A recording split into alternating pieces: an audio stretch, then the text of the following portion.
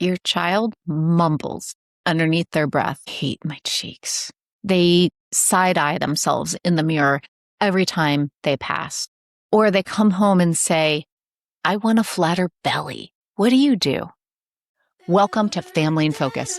I'm Dr. Wendy Schofer, the pediatrician helping parents lead meaningful change without harm.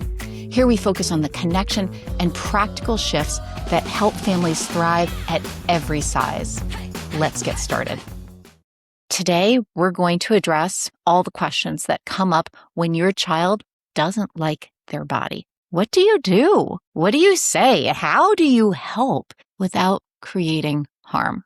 All right, let's dive right in. First, take a breath. Take a breath. Parenting today is not for the faint of heart. It's really hard to be a kid right now in this fast-paced world. It's all about visual comparisons. They are nonstop. So many messages, and everyone is telling you how to change. They're all marketing a fix for your experience, for how you're feeling, how you're looking. Kids are being bombarded with this. And so much of those messages are specifically targeting the body and the appearance. So how do you, as a parent, help without harm? Well, if you've been around Family in Focus for just a little bit, you know that the first thing that we do is to slow down. Slow down.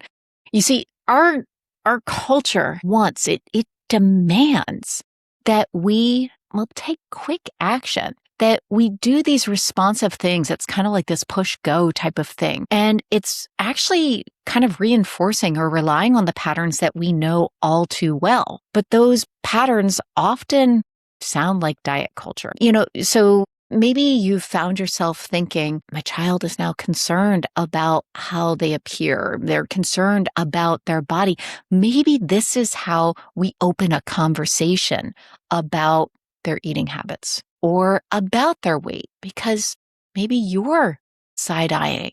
Maybe you're concerned as well. Or you're thinking, well, oh no, is this the start of a disordered relationship that my child will have with their body? So first things first, I want to invite you to just take a moment for you to calm the swirl of all the questions that go through your head. Maybe all the quick fixes. None of this is helping anything right now. And when you're ready, so taking a pause first, I love a breath. It's why my newsletter is called The Exhale, okay? It's all fitting together. When you're ready, there are only two things that you need to do.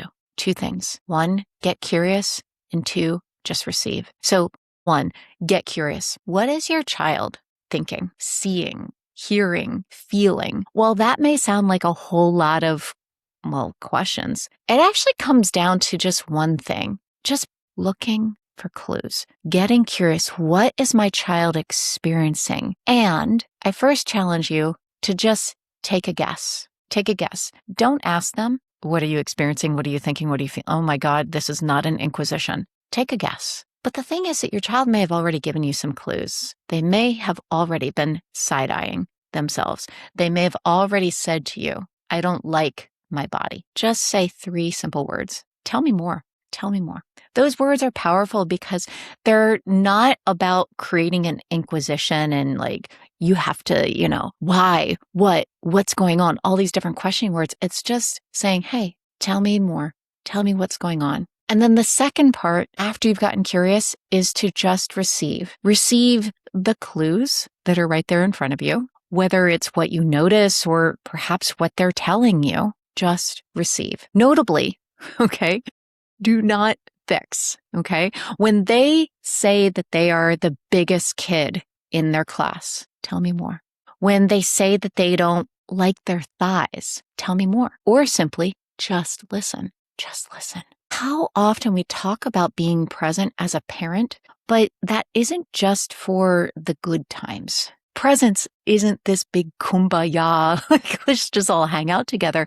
It's really for the times that our kids are in pain, when they're uncertain, when they're sharing that they dislike themselves. Being present means slowing down, and bringing in a silence. Bringing in silence like a trusted partner who says, whatever you say, I'm here. I'm here through it all. You don't even have to say those words because your being there, your presence says it all. Gosh. Now, some people want to change their child's mind. Of course, we want to poke holes in that self-image that they have that sounds so very painful and so critical. We want to make them happy. It's too soon for that. In fact, trying to argue with your child's experience, oh gosh, it makes them feel unsafe to share what they're, well, really experiencing.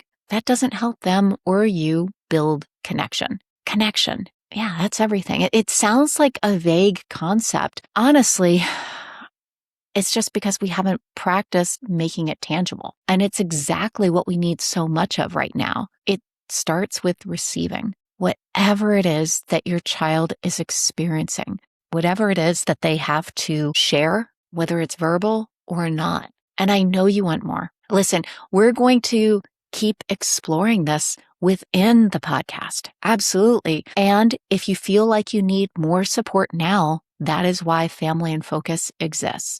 So check out the show notes to learn how we can work together pronto. But in the meanwhile, you have tools, you have your presence, you have your silence. You are building connection and relationships with your child right now. So this is the work. This is how you create change without harm in your home. So we're going to keep on going. Now, remember, while I'm a physician, I am most definitely not your physician.